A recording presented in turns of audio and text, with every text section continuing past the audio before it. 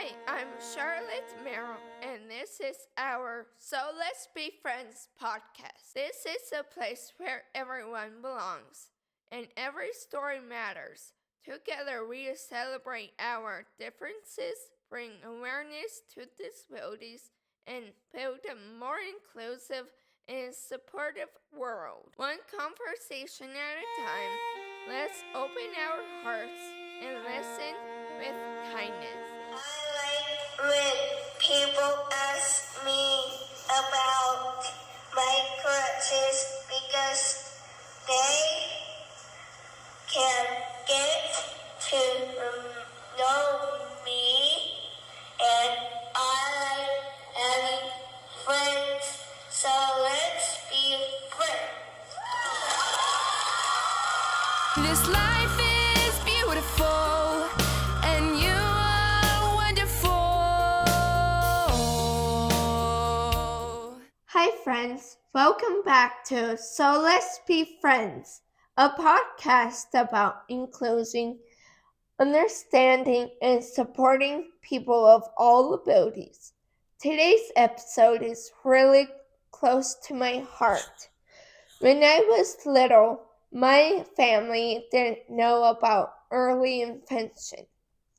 We struggled for years without support, and it was really hard. Later, we learned about it and were able to get help for my little siblings, Caroline and Harrison, and it made such a difference. That's why I'm excited to talk with Britany, who works for early intervention here in Arizona. This conversation is for parents who might feel unsure, like my parents did, and even overwhelmed or alone, trying to understand their child's delays and who just want to support their child the best way they can. You are not alone, and the help is out there. Britany,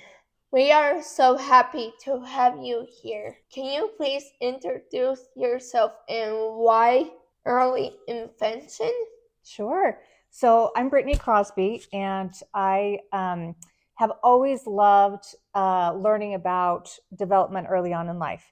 So when I was in college, I took a class at ASU, and they talked about how the brain actually develops early in life, and how the interactions we have with people in our life, the experiences we have with our family and friends and those around us actually affect the way that the brain grows and develops.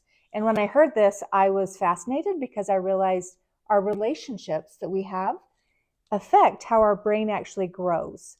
And so I felt really, really impressed to learn more about that. And that led me into seeking early intervention as a profession, and going into that to be able to be a part of teaching others about how brains grow early on in life and what they can do. Awesome, thank you.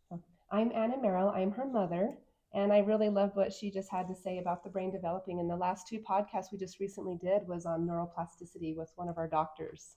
And so it's neat to see exactly what she's talking about, the neuroplasticity at a young age and how that just continues to grow and develop over time. So thank you. That's great timing. Yes, perfect, thank you. For parents who never heard the term, what is early intervention?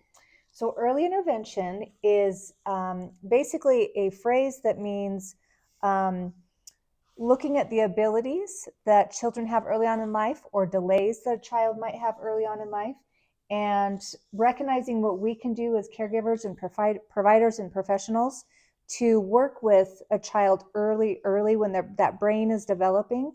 So we know that by the time a child is 5 years old, 90% of the brain is developed. So early intervention means early on in life, looking at things that we can do as family and caretakers and professionals to address the needs that the child might have early before it continues on. And when we address it really early, that idea of neuroplasticity with the brain, it gives us the opportunity to redirect some of the developmental stages and help the child progress and take on some of the skills they may have not had otherwise.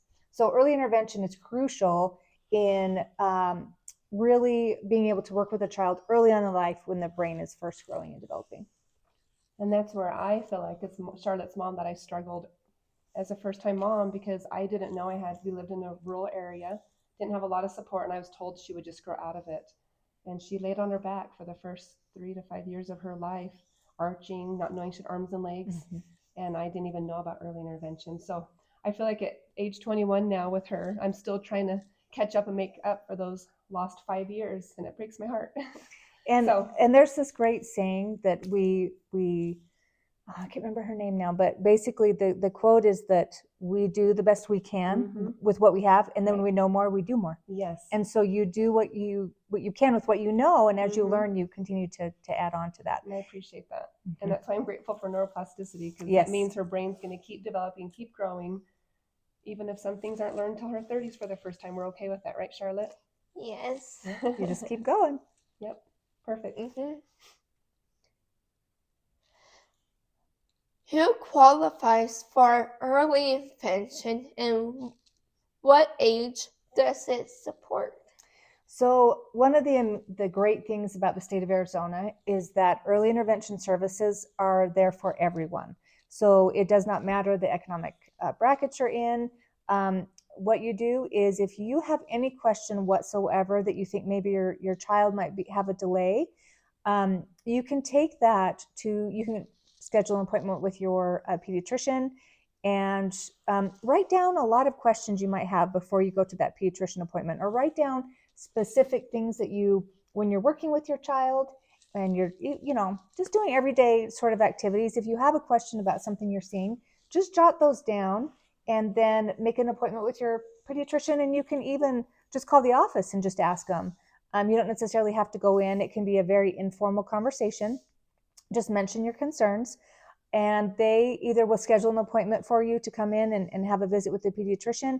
The pediatrician at that time will do an evaluation with the child and look at if early intervention services would be beneficial to them. You can also go onto Arizona Early Intervention Program website. So it's Arizona Early Intervention. They have a ton of information on their website, really valuable. And you can also request for an evaluation right on the website there. So it's there for everyone. Doesn't matter your economic bracket. If you have any question whatsoever, go ahead and seek that out. Yes, and I think it is important when you do see your doctor, your pediatrician, that you actually ask about early intervention, because sometimes that's not on their checkoff list that day and they miss it. And that's where I realized they knew about early intervention when I went to the doctor with Charlotte, but it wasn't he didn't right on the forefront. Yeah. Exactly. Yep. And so if I would have known to even ask about that. So if you're hearing this, I would ask about that. And what ages? So early intervention is from birth, right at birth, all the way up to in-home is usually up to the age 3. And then depending on where you live, some locations have a site you can take your child to from 3 to 5, where they interact with kids more often, and they still are able to have services with therapists there. But it starts off in your home, which is really such a huge benefit. So the natural environment, the environment the child is used to, that's where they first receive services that help them really launch and be able to develop those skills, because it's in the environment and with the people they're with every day. And I love what you said about ask your provider, because they get busy. Yeah, they do. And they have great intentions, but they get busy. They do. And so you know your child best. You know the things. And even if your provider, says, oh, they'll grow out of it, or it's okay, keep pushing. You know your child the best. You know if something is just kind of not sitting right. Exactly. What kinds of professionals or service do families usually get connected to? So early intervention, we use that word to describe a concept of addressing needs early on in life. The way that we do that is through professionals, and they're often referred to as a therapist. So you could have a occupational therapist that works with a lot of fine motor skills, a lot of, if there's delays with speech or with the ability to swallow, or so a lot of the small muscles in the body, an occupational therapist usually works with a child for that. A physical therapist does a lot of the large motor skills. There is a developmental specialist, and that person does a lot of the social emotional skills. They'll work with families on how to continue to develop those. And then you'll have an individual that is the therapist, basically the lead for the whole team. And they'll coordinate with the other therapists and talk with you about when they're coming, what your goals are. At the beginning, you develop what's called an individual family service plan, IFSP, yeah. Yes, I remember that. And in that plan, as the family, you decide what are your goals, what are the things you want to address, what are your concerns, the big picture that you have for your child, the things you'd like them to accomplish.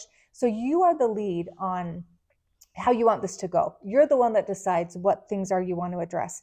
And then the therapists bring research and education and knowledge and discuss things you can do at home when the therapist isn't there. So you have the benefit of the therapist working with the child. You're there, you are seeing what they're doing, you're learning what they're doing. So when they're not at your home, you can still continue those activities and those skills with your child. So when they come the next week or at the next appointment, your child has had all that time to still practice what they learned. So then you can start a new skill as soon as they kind of are strong in that specific area. So there's a different professionals you'd work with based on the specific goals you have for your child. What about a speech therapist? Is Yes, that in line? thank Okay. you for saying that. Yes, You I mentioned mouth and all that. Yes. I remember when my kids finally were getting the services, yes. we had to work on sucking through a straw just to tighten their lips and their mouth and their tongue. Uh-huh. And so that was one that they would leave me practicing. We got a little honey bear and put a straw in it. Oh, fun. Yes. Anyway, a whole exciting thing. I have lots of ideas for speech. Yes, I'm So, glad but you yes. mentioned that. I missed that. Speech is so important, and it's actually one of the we usually have a waiting list for speech, and so sometimes it can be difficult to get a speech therapist. But speech is so important. They do work on not only language skills, but also, like Anna mentioned, the muscles in the mouth. We would practice blowing bubbles sometimes. Lots Just of a lot of bubbles. fun little activities, and all of these interactions with the professionals are done through play. So they're fun, they're not scary, they're things that the child enjoys and the family can enjoy also. That's wonderful. Thank you. Thank you. Sure. Why is early intervention is so important during the early years of development? We kind of answered that one a little bit already, but Yeah, so just to reiterate, so much brain activity is done early on in life. And if you Google it, I love seeing visual things, seeing pictures, but there are image scans of the brain and they show all these neurological connections coming together. And so as you interact with your child, as you make a smile and then the child smiles back, it's a practice called serve and return. So you do something and the child responds back. When you do that, there's a connection in the brain. There's a little firing that takes place between the synapses. Exactly. And it makes this connection in the brain. The more you do that activity, the stronger the connection is. So we want to have really positive, healthy activities and interactions early on in life because that's when their brain is wiring. All those connections are being made and the wiring of the brain is taking place. So we want to do it early on, early in life, so that we have the foundation that is supportive of success later in life. so it's helping to develop their personality a little bit too. Everything. Like Everything they learn, they're learning through the social emotional development. They're learning the idea of trust. That's one of the first things learned in life is trust, dependability, stability, predictability. The brain is a pattern seeking organ. So it looks for patterns in who is always there when I cry?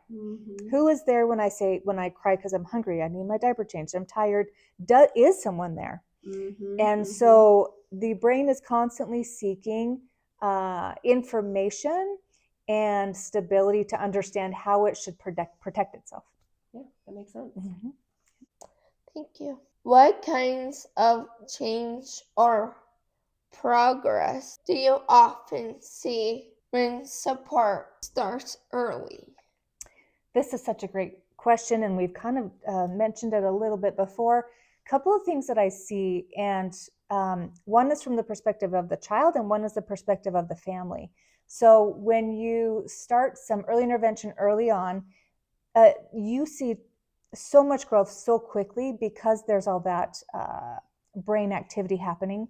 The other piece that I love to see, and was really fun when I was a therapist going and visiting families, was the confidence of the family. Mm-hmm. So the feeling of, okay, I know what to do. I know how I can work with my child. That almost made me take a deep breath just now when Yes. you said that, because that was the feeling. I remember that feeling. Because there's this, you don't know, you sometimes don't know what to do. You have a sense that maybe there's a delay and something is not quite what it should be. And so once you start receiving services, you think, okay, I understand. I know what I can do to help my child. And so I see development and growth with the child and with the family.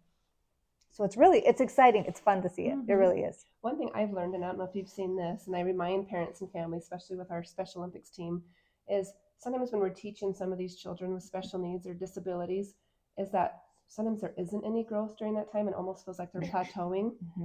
But then if you just keep teaching and keep loving and keep smiling at them and keep, doing whatever you're doing with that homework or assignments to keep teaching them, don't get sad if it feels like they're plateauing and not going anywhere.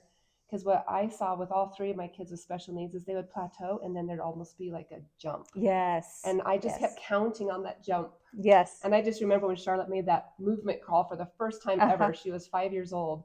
And we'd worked on that for 2 years, but she just kept plateauing. And then all of a sudden, one day she did it. Yes. And then that jump happens. And just think, if you didn't pour into them and keep teaching them, that jump, that takeoff would never happen. So I just want parents to not feel that it's not happening yet. To not stop. It's a long game. Mm-hmm. So where it is something that, you have goals and priorities for your child, and it takes just consistent effort, consistently doing it. And like Anna said, some days you think, I don't know if there's change. I don't know if this is really accomplishing anything.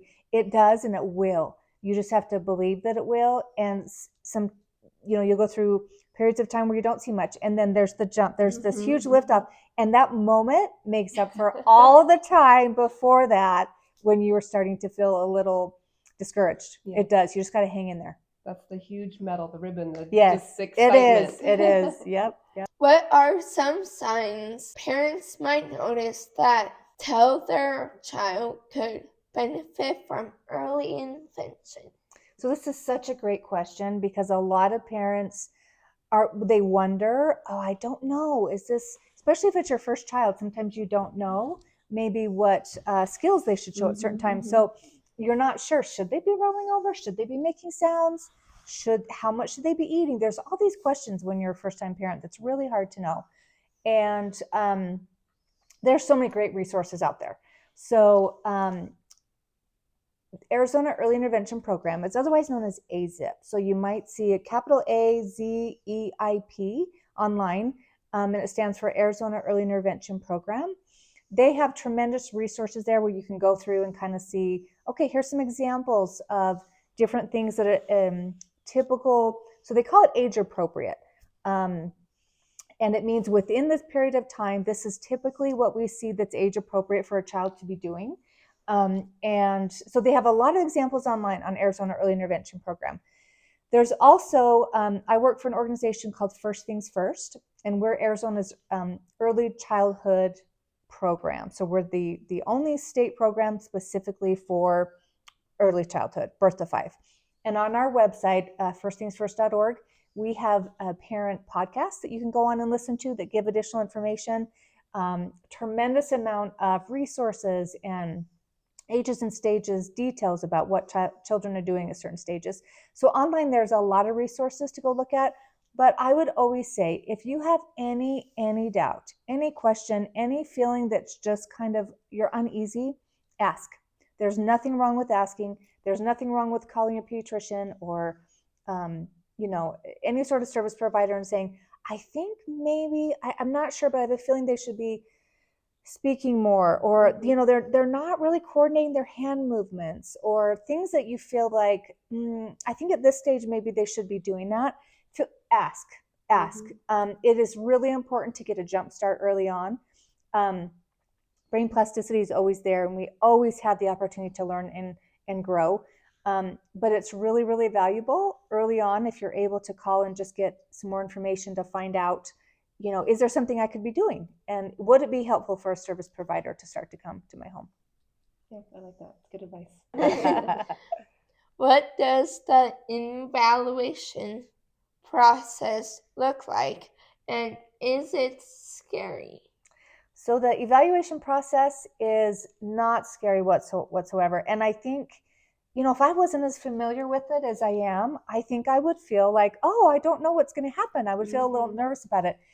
It is not anything to be nervous about. So the evaluation process, if through Arizona Early Intervention Program, they'll have a couple of therapists come to your home. They'll schedule a time, and they will have an ages and stages form where they go through and kind of look at what they call typical age development. And they'll look to see if the child is showing signs of development within that range, and evaluate the child based on typical development. So you can have that done with a therapist that comes to your home, or also at the pediatrician visit, your next visit with your pediatrician. It's done through play. It's very, the child likes it. It's nothing that is frightening for the child. They bring little toys and do little activities to see, are their eyes tracking correctly? Can they bring both hands together to grasp a toy? Is their speech, how many words are they saying at a certain age? Little things like that are big things. Big things. But it's nothing that is uncomfortable. Like I said, they're all done through play. So the evaluation process is nothing to be, nervous about or scared about at all. How does the early intervention supports parents, not just children? So that is what is so great about the early intervention model, is that it is set up to support the whole family. So when this therapist comes to your home to set up your individual family service plan, they will talk to you about your goals with your child, what your concerns are, things that you would like to see your child maybe develop a little bit more in that area. And so they work with the family specifically around the support the family would like. And it's called an individual family service plan. So they will talk with you about how often, do you want therapists to come? Are these things you can practice in your home when we're not here? What materials might you need to have in your home in order to practice these activities? So they work with the family and the parents a lot around what they would like and how they can support the family. It's a great model, great way to do it. Perfect. And they involve the siblings sometimes, right? Exactly. Having that happen, yeah. Yes, because Getting the other sister to come in and help do something with them. So they had that. So they weren't fearful of you guys coming. Exactly. And we know that children learn from children better than they learn from actually adults. Oh yeah. Watching Charlotte teach her sister how to walk with the forearm crutches. Oh. That was amazing. Yeah. I had to teach Charlotte because there was no one else, but watching her teach her sister, that was where the magic happened. And it happened so much quicker. Yes. Yeah. I bet that was amazing to be able to do that. Yeah. And Harrison, my little brother, bypassed the crutches. Because he started so much earlier. He was an hour old when I started the therapies with him. He already had experience. Yeah. Versus 5 years old. An hour old on her lap. Yeah, but an hour old on my lap in the hospital. I'm like, I'm not waiting for a diagnosis. Let's just get going. Rolling and checking. Yeah. Well, I'm really glad because if he used crutches, I think he will use like him as sticks and things. Use it as like machine gun. I did. I'm trying to avoid that one. That's such a good point. Yep. He's a Use boy, it as a and he'd toy. be using him as toys and sticks and. That's what I see, rather than using it like he's supposed to, like a tool. Yeah. To walk. Yes. He's how boys are. That's a good example, though, are. of starting. We started earlier intervention at the very beginning because I saw the signs with, And you knew. and Yep. I just knew before we left the hospital, so I Well, got that support. And Yeah. Well, Yep. really glad that you did that. I didn't have a third arm to carry a third kid. That was my fear. Right. Yeah, you needed him to be able to walk. Yes. Yeah. And that's not, of course, the only reason, but I just, Yeah. I wasn't going to wait. Yeah. So I knew No, who to it's contact this perfect. Yep. Yep. That's perfect. Yeah. Thank you. You're cute. What does encouragement look like for families who are feeling exhausted or overwhelmed? That's a great question. And that is, it's so common when you have a concern or you can see your child has a delay to feel a lot of emotions. You can feel overwhelmed, exhausted, afraid. You could even maybe, I know some parents have maybe even felt some guilt. They don't know why. Oh, I felt that for a long time. Yeah, they think, oh, I didn't do something right, or they Picked took out of a bath. Or, yes, I yes. questioned it all. And so there can be this huge array of different emotions that parents have when they first start to get into early intervention. And so supporting not only the child, but when you support the families, the parents, the caretaker with information about the fact that they didn't do what caused this, this is not about something they did wrong. And Can't then blame yourself. don't blame I yourself. did that for years. Don't blame yourself, because you need to be strong in order to help support your child. You're gonna hurt yourself. Yeah, you're going to make yourself feel worse if you feel Yeah. like it's your fault and you beat yourself down. So I always say in all the classes and everything Be that positive. exactly be positive to yourself. Not negative. Yep, not negative. And I always, encourage families, we leave any negativity outside the room. We just leave it aside. We put all that aside and we focus on what are we going to do from here. So again, when you know more, you can do more. When you can't do what you don't know. Right. So you start fresh, you start going forward. You look at, again, your priorities you make with your providers and how you can continue the work and how you can feel like you have the knowledge, you have the information to be able to support your child through those stages of development they might be a little delayed in. So we really support early intervention is not just about the child, it's about the whole family, the siblings, the parents, the caretakers. That's my favorite. Yes, it's great. Okay. If a family doesn't live in Arizona, what should they search for, or ask about in their own state or country? Yeah, so across the nation, most states have some form of early intervention. So it may be, it might be titled something different. It might have a different name other than early intervention. But what I would do is I would go online first. I would enter some phrases like, my child is showing a delay. Where can I find services? Or just, basic things you would Google and search out. If you're not having much luck with that, I think you will. But if you're not having much luck, I would ask medical providers in the local area that you trust. Share with them that you'd like to find information on early intervention and see what guidance they would give you. Your local schools would have information on it. You could even look at your county public health office. Lots of times they have parent education classes or information on where you could seek out services, or health provider agencies. So there might be the local clinic that has a professional that works with children. So it might be called something different, but it's just a matter of kind of working through everything to find out where the service is closer to you. If you live in an area that is more rural or spread out, it can be more challenging because sometimes we don't have the same amount of resources close by.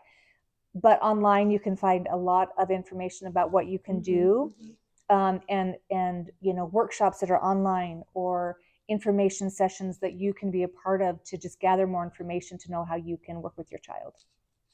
And I like what she's saying, ask questions. Yes. I don't think there's anything wrong with asking a friend, a mother of someone that has a special needs child. I was in a restaurant the other day and I had a woman come up to me that's in her child's younger with special needs, and she saw that I had 3 with special needs, and she came and just asked me questions. I don't know that I'll ever see her again, but I gave her some direction.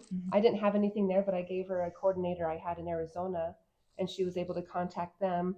and they were able to get the information in Detroit, Michigan for her. Wow. And so just asking a mother in a restaurant, Yeah. you know, don't be afraid, because when we're able to share what we've gone through that's hard, it makes our load lighter to help others as Yes, well. yes. And there is so much strength. I'm sure you can say more about this than me. So much strength in other moms and families, because they have firsthand experience, and they may have wisdom that is, it's hard to find other places. It's invaluable. The wisdom that the family has is invaluable. And I couldn't encourage more the idea of asking. Another mother at a park, at a restaurant. Yes.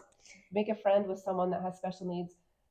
When my children were young, I saw this young woman who was in her early 20s with cerebral palsy, and I made friends with her just because I wanted to learn what she did to get there. And we're still, just 20 years later, just such good friends. That's amazing. And it's been neat to get to support her, watching her get married and have Yeah. children. And my heart is there to show up to help her. She has a, you know, her little walker gait trainer as well while she's Great. having a couple Yeah. of children. And so she's learned to adapt with that. And so finding someone, like she said, that's kind of gone through it to look up to as a mentor.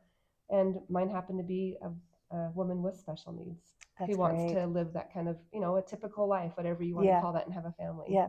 So- And I would also say that kids that have a delay, it's so valuable for them to connect with other kids and, you But know, kids of find common all- bonds. all typical, All you know, whether they typical. have disabilities or not. Yes, like, to yes. connect with each other and The socializing. help each other hike up that hill. It is. It is. And it's so valuable. Kids, you know, kids being able to learn and grow from each other is crucial. So How is early intervention typically founded? So early intervention is typically funded through the state. So the state pays for the therapist to come into the home, or for a family to be able to take their child to a center location. So it's covered through the state. What options exist for families who are worried about cost or insurance coverage? Sure. So this is a common one that people would always ask. And so again, it's covered through the state. And then after cost is, you know, if you do have insurance, they may look at that. But if not, it's completely covered through the state. That's a wonderful feeling. That Yes. makes fear going forward not scary, because sometimes we just don't have the means. Yes. And it doesn't matter your economic, you know, places. I've worked with families that across the board with economic abilities, and it was all funded through the That's state. wonderful. Yeah. That's comforting. Thank Yeah. you. Okay. How does it support children with disabilities without separating them from their families or community? So this is really, I think, one of the best parts of early intervention. Is the whole concept is based around the child's natural environment. So the relationships the child has in their natural environment, who are their caretakers, and supporting the child in that environment, supporting the caretakers in the environment. So it is not, I think a long time ago they thought, well, let's take the child and let's put him in this new environment with these new, let's separate him with his new therapists and new teachers. That is not how it's done. Research has shown us that is not beneficial. The most beneficial thing is to address the needs in the natural environment and support those parents and caretakers And in the educate them on environment. how to do it too. Exactly. Educate them so that they grow in their skills. How do services adapt to each child? So at the very beginning, when your therapist comes to your home and they first do the evaluation, the team lead will discuss with you your primary concerns, the goals you have for your child, the things you want to focus on. So it is all based around your particular child and their needs. There are no two individual family service plans that would be the same. They would be unique to the child and the family. I like that. Unique. Yes, unique. What would you say to a parent or caregiver listening right now who feels exhausted or unsure? So the main thing I would say is you are not alone. It feels overwhelming. It feels like you're alone. You're not alone. And there is help out there. and there are people that want to support you and hug you and love you and your child. And it's just taking the first step. It's just making the first phone call. It's bringing up the conversation with, the first doctor or therapist or person you choose to reach out to. It's just that first step. And you'll be so glad you did, because you'll feel a relief and you'll feel a plan. I think, for me, sometimes things that make me nervous, I kind of, what's the word? I bind up, I close up because they make me nervous, and I think, I don't know what to do. It's overwhelming. Just take the first step. Just have the first conversation and just know you are not alone. I want to say my first step was my sister was becoming a nurse. And I just kind of brought it to her attention, saying, I don't know what to do. And she was younger than me, and I was a young mom already, and she didn't know what to do.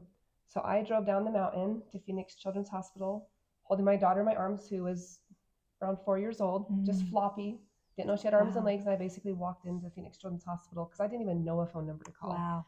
And internet, it was big, but it wasn't as prevalent 20 years ago as it is now. So that's who I did. I reached out to my sister, and she supported me going down to the hospital, and they got me set up. And that's where I met someone for the first time. They took me right in. They didn't tell me to come back. They gave me a, what would you call a coordinator, caseworker at the moment. Yeah. And they took me into the office, and we put a plan in place. That's great. And they got an appointment for me up here. And she was starting to age out already, I remember. But they still got things in place and did the evaluations and got me set up with therapies. And that's where I met my first physical therapist, who changed our life. Oh, great. So it wasn't a phone call. It was driving down the mountain. It was an action. People want to help. There isn't judgment. That's the other thing I would say is, I think we all think we're going to be judged. There is not judgment, and we judge ourselves. And in this process, there is love, there is support, there isn't judgment. And so reach out, whether it's a neighbor or your sister, whoever it is, just have that first conversation. Sometimes that first conversation is the scariest, and just take that leap, and you'll be glad you did. Yeah, thank you. What gives you the most hope when you work with families? Oh boy, the most hope. There's so many things that give me hope. And I think I would even say excitement is what I would say more, because I think we're all hopeful. We're so excited for our kids. We know they have this great future ahead of them, and we're excited. And so what is exciting for me is when I go back each visit that I'm there, and I see the progress that was made and the family's excitement about a new thing that their child did is so rewarding. It's so rewarding. And they're excited. And the child is, as the child gets older and knows what they're doing, they're proud, and they want to show you what they can do. And progress and excitement and love and hope, those are all the things that I think keep things moving along. And keep families inspired when they start to see the change and they start to see the growth with their family. And probably when you start to feel growth, you have the excitement of, I can do this. I can work on this. I know what to do in order to move forward, to have the progress. Thank you. Yeah. And Charlotte's made recent progress. She moved out to a guest house in the backyard with some roommates. You did. That's so exciting. And that feeling of progress and her getting to try making her own dinners on her own. Wow. Is it so fun? I'm still trying to work on making my own dinner. It's hard. Yeah. She's been doing it for about 6 months, right? But she's learned how to do a couple things. She knows in a hurry she can eat some yogurt with some fruit. Oh, yeah. I have a whole bunch of yogurt that Mom buys from a big box, huh? A big healthy box. Healthy awesome. box of yogurt, strawberry, mixed berry, and vanilla from. But the idea is it's Valley. a safe thing for her to eat by herself that she can't choke on. Yeah. So when there's somebody not around for safety, because she chokes easy, things like that, she has her go-to. So to her, this is huge progress. That is like a little bit more big feeling for a small amount of time rather than Go-Gurt. Oh, Go-Gurt. Yeah, the Go-Gurt's that's another growth you made. You don't do the Go-Gurts anymore. You do the adult bigger yogurts. But the bigger yogurts with fruit is gets you full. More full. But she's grocery shopping for her first time. Wow. She's doing all those big progress things. Wow. So it's new stages, exciting. new steps. Yeah. Yeah. Well, and I love that example because progress continues our whole life. And so the it things never stops. and never stop. Exactly. And all the Mm-mm. things you're learning right now and the life skills that you're growing in, And I that's will be amazing. 22. Wow. That is, are you feeling so proud of all the things you're Yes. doing? Yeah. See that feeling of proud I'm and basketball state. She's going to Special Olympics basketball excited. You regionals are? tomorrow. Oh my So, gosh. How when you're saying proud, I just saw these proud moments that she's having Yeah. recently. So. Yeah. And that took a lot of practice, right? To get there. It took a lot of every day doing individual things to be able to get there, right? A lot of time. She Yeah. can't bounce the ball on the court yet. It's hard. But she's learned that she can balance without her crutches and walk with the ball to the basket. Wow. That's And they're allowing that in exciting. Special Yeah. Olympics because they're seeing And how hard I'm she's worked to practice To realizing- that. do it. Yeah. And I'm realizing for a long time that I can run faster without my crutches Wow. rather than Running. running fast with my crutches or walker. Yeah. It's like momentum. When she goes running, she can actually run better than she can walk, right? Yes. I can run better without any crutches or walker That's then- great. with. But when she's walking, she needs those. Yeah. To help you balance a little. Feel more Yeah, Yeah. so stable. interesting. Yep, Yeah. the momentum. Yeah. Thank you. As someone who didn't get early intervention at first, when I was little, I know how hard that can be. What would you want parents to hear who feel like they're already behind? So thank you for the question.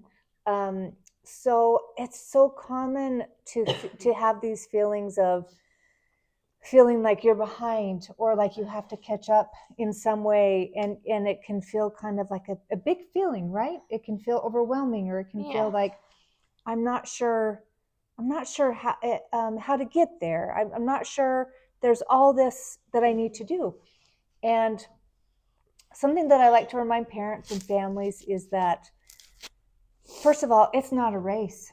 We're not racing. There's no finish line. There is no deadline. We're not racing. What we're doing is just creating a plan together. So families and the kids and the different therapists, we're creating a plan that all of us can do together to be able to look at things you want to accomplish. So, for example, when you decided, you could move to the guest house in the back, Yeah. you probably created a plan with your mom and dad, and you Yeah. talked about it a lot, right? You talked about, how would this look? Would this be possible? How would I have food out there? How would I know how to lock the doors? How would I know how to, all these things that are new when you do something big like that. Right, and we found that she doesn't have the fine motor for a key. Ah. So we have she's laughing. So we have a code. Perfect. We're not going to give the code, but I almost said it what it was. But she has a special code, and her roommates also know the code because they have the same fine motor skills. Ah, So- yeah. So, and that's a great example of, Yeah. you look at your plan and you think, how do we adapt the plan so that it meets the needs that we have? So you knew, okay, the key isn't going to work, but a code could work. So early on, when we first start working with kids and we're doing early intervention and we create that family service plan, we're looking at the big picture. And so it isn't that we're behind. It isn't that we're trying to, we're comparing to, what is right or correct. We're not looking at the idea of what is right or correct. We're looking at the idea of what are the goals that the family has and that the children have. Where do they want to get to? And how do we as a team help get there? So it's very team oriented. It's all about, as a team, bringing the knowledge and the skills that we have as different professionals and parents and caretakers to the child and to the situation. So as a team, we know how to continually work forward. So I'm sure with your new accomplishments and being able to play basketball, it took time and it took practice and it took a team effort. And so there is no idea of behind or or can't get there. All of that isn't part of the thinking. The thinking is, where do we want to go and how do we get there? And one more thing I want to mention about the first things first that I'm a part of. So we have on our website, we have a lot of information about this concept of we're all working together to get somewhere. And it isn't that anybody is behind or not good enough and all of that, those sort of negative ideas. It is working together to get somewhere down the road that we all want to move towards. And so I would just encourage anybody that's listening to this, to think of Charlotte, her good example of how far she's come and all the hard things she's working on. And she missed early intervention pretty much. and she's doing great and doing all these new things that I'm sure are challenging and can be a little scary at times. And Anna's example of trying to find what do I need to provide for, how do I find the services? I don't even know what I need to know. Right. And who do I seek out to do that? And now becoming this amazing expert on it. Oh my gosh, no. I'm still not. This whole thing's maybe so emotional. I feel a lot of feelings. It's a lot of big feelings, this topic. But Charlotte, from everything she's saying though, can you share your quote your mantra that you live by, forward? Forward is forward no matter the pace. Exactly. That is perfect. No one cares the speed or anything. And something just matters if you're going forward, it's okay. Exactly. I couldn't say that any more perfect than that. That is exactly it. Forward is forward. Yeah. No matter the pace. You got it, girl. Thank you. To Britany for sharing her knowledge and her heart today. If you are a parent listening and wondering if your child might need support, please know that asking for help is a strength, not a failure. It can change lives, and it's never too early or too late to learn more. If you like to connect, learn more about our mission, or find support, you can visit our website at www.merrillbudz.org.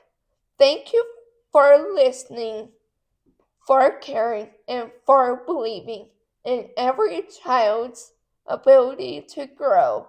And as always, so let's be friends. Thank you. Thank you. You did a great job. So good. If you're listening, thank you for being a part of this.